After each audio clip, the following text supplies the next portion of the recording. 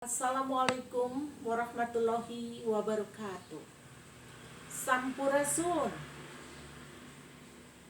Kapala wargi sadayana, khususnya komunitas budaya Limbangan Wangi, anu kusim kuring dipihormat, tur dipika cinta, lahir tur batina.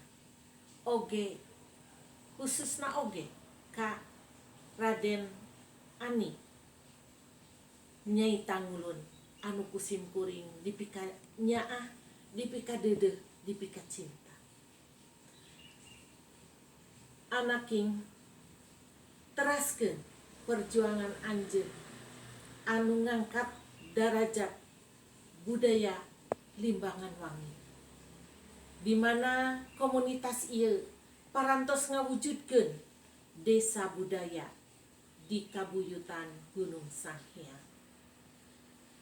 Anu salajengna parantos genep tahun lamina dina medarkeun adat budaya Sunda, sawala adat budaya Sunda nyaeta kemah budaya.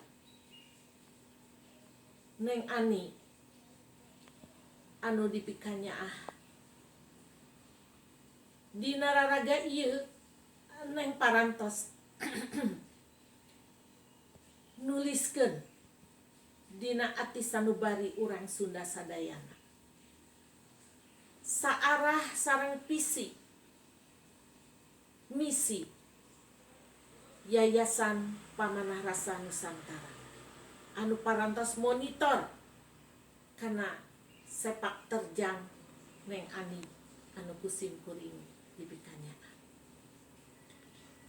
Neng gelis ieu visi ya paranus Sunda Dwipa Nalenda Parwa ing bumi loka Nusantara